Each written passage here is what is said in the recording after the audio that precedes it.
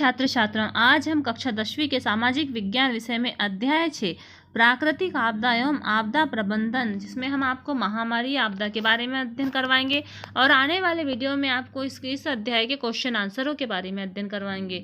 लगातार इन वीडियो को प्राप्त करना है तो आप इस चैनल को सब्सक्राइब करें, लाइक करें, शेयर करें, बेल आइकन दबाएं ताकि जितने भी वीडियो डाले जाए उसकी नोटिफिकेशन आप तक तुरंत पहुँच जाए। देखिए कि महामारी आपदा किसे कहा जाता है। तो महामारी को किसी ऐसे रोग अथवा स्वास्थ्य संबंधी अन्य घटना के रूप में परिभाषित किया जाता है जो असाधारण या अप्रत्याशित रूप से बड़े पैमाने पर फैल जाती है। महामारी तथा प्रकोप की स्थिति तब होती है जब किसी रोग विशेष से ग्रस्त मामलों की संख्या अनुमान से बहुत अधिक हो जाती है। इससे आपातकालीन नियंत्रण उपाय करना जरूरी हो जाता है। कोई भी महामारी तेजी के साथ या अचानक फैल सकती है। किसी रोग विशेष से ग्रस्त व्यक्ति की संख्या में वृद्धि होने से महामारी का पूर्वानुमान लगाया जा सकता है। कुछ मामलों में रोगवाहक प्रजनन स्थलों में वृद्धि तथा रोग संवाहकों जैसे कि प्लेग पिस्सुओं द्वारा चूहे तक ले जाया जाता है और जानता है कि मृत्यु के आधार पर महामारी का पूर्वानुमान या पूर्व ज्ञान लगाया जा सकता है। महामारी के कारण और प्रभाव। महामारी या प्रकोप का प्रमुख कारण है विषाणु, जीवाणु एवं प्रोटोजोआ तथा कवक होता है। खाद्य पदार्थ और पेयजल का संदूषण और बारिश के मौसम में मच्छरों की वृद्धि, पर्यटक एवं प्रवासी लोगों की अत्यधिक भीड़ तथा वातावरण पर प्राकृतिक आपदाओं का प्रभाव ही महामारी का प्रकोप लाता है। महामारी से समाज में विघटन होता है और आर्थिक नुकसान भी होता है। महामारी से ऐसे लोग अधिक प्रभावित होते हैं जो कुपोषित होते हैं तथा वह अस्वच्छकर हालातों में रहते हैं, जहां जल आपूर्ति घटिया होती है और जहां पर स्वास्थ्य सेवाओं की सुलभता नहीं होती। जिन व्यक्तियों की रोग प्रतिरोधक क्षमता कमजोर होती है वे महामारी से ज़्यादा प्रभावित होते हैं। यदि किसी स्थान पर प्राकृतिक आपदा, ज्वालामुखी, बाढ़, सुनामी पहले आ चुके हैं तो महामारी का प्रकोप जीवन के लिए भयावह स्थिति उत्पन्न कर सकता है। संभावित उपाय। हम महामारी से बचने के लिए क्या उपाय कर सकते हैं?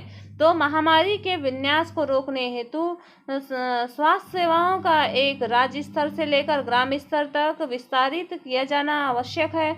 अतः राज्य, जिला और उप केंद्र और ग्राम स्तर पर स्वास्थ्य कर्मियों एवं नर्सों की पूर्व तैयारी एवं तालमेल बनाना आवश्यक हो जाता है।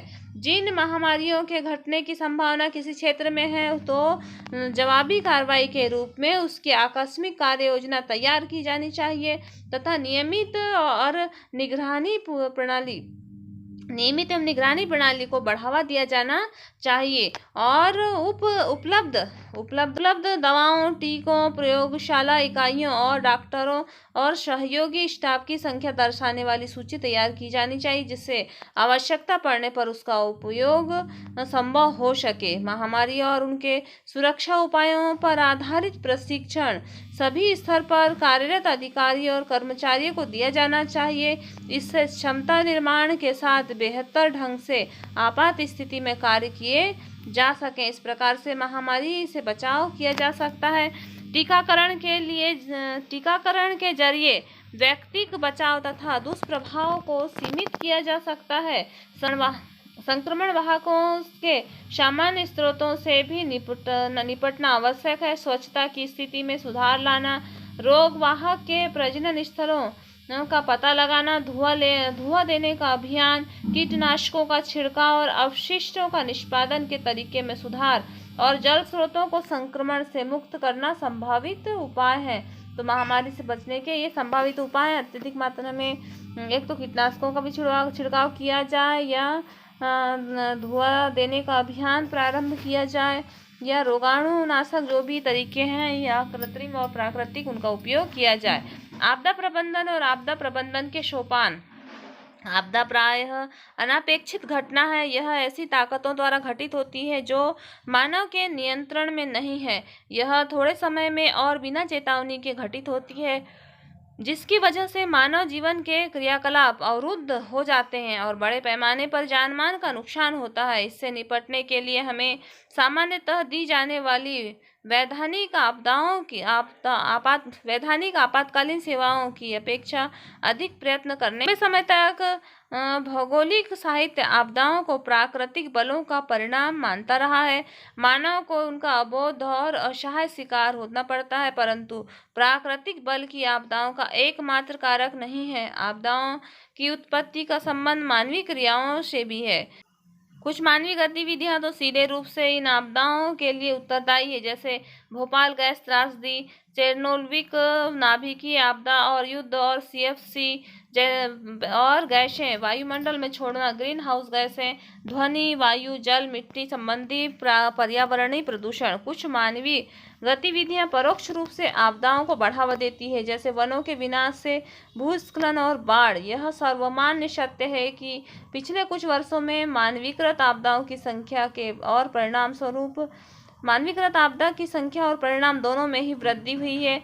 ऐसी घटनाओं से बचने के लिए प्रयत्न किया जा रहा है। इस संदर्भ में अब तक सफलता नाम मात्र ही हाथ लगी है, परंतु इन मानवीकृत आपदाओं में से कुछ का निवारण संभव है।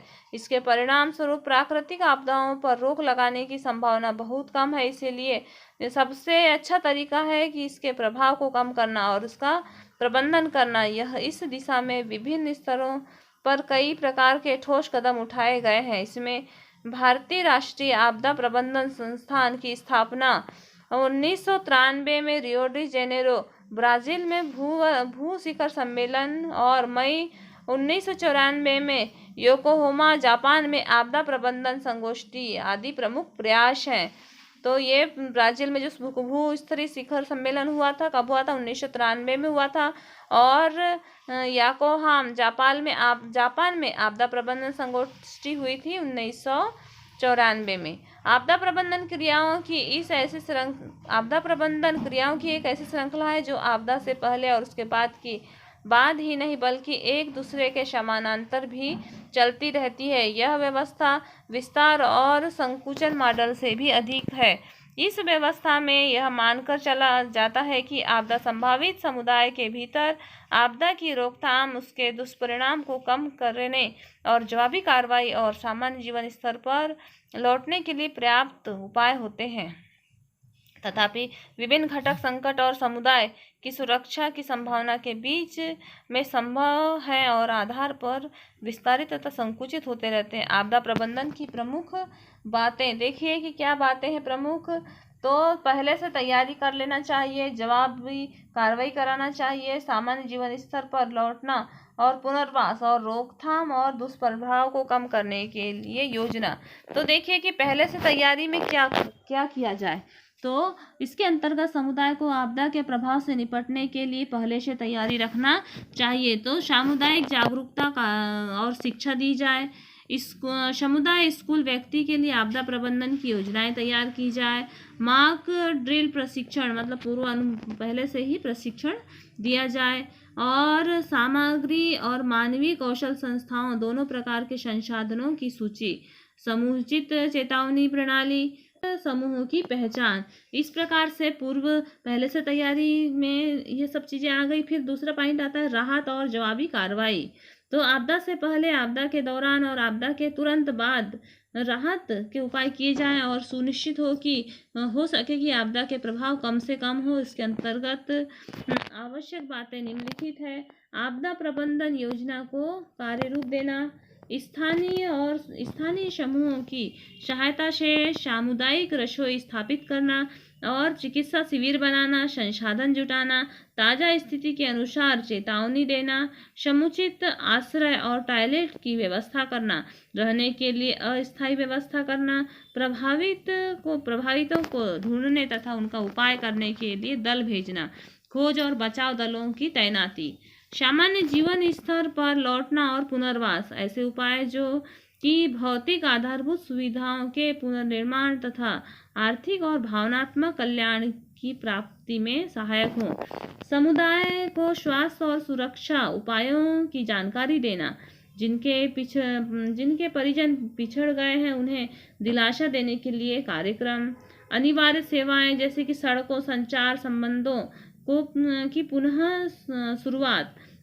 अनिवार्य सेवाएं सड़कों, संचार संबंधों की पुनः शुरुआत। आश्रय और स्थायी आवास सुलभ कराना और निर्माण के लिए मलबे में से प्रयोग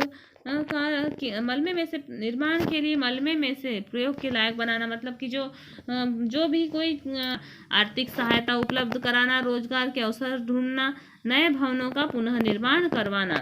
फिर अगला पॉइंट आता है रोकथाम और दुष्प्रभाव को कम करने के लिए योजना। आपदाओं की गंभीरता तथा उसके प्रभाव को कम करने के उपाय देखिए। भूमि उपयोग की योजना तैयार करना, जोखिम क्षेत्रों में बसाहट को रोकना, जो जोखिम का क्षेत्र है वहां पर बसाहट को रोका जाना।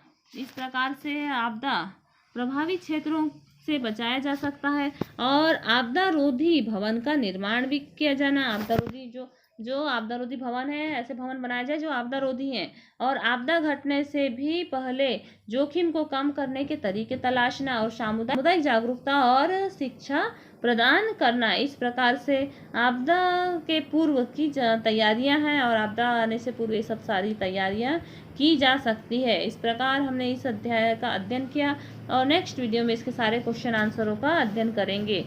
आप अपनी पढ़ाई जारी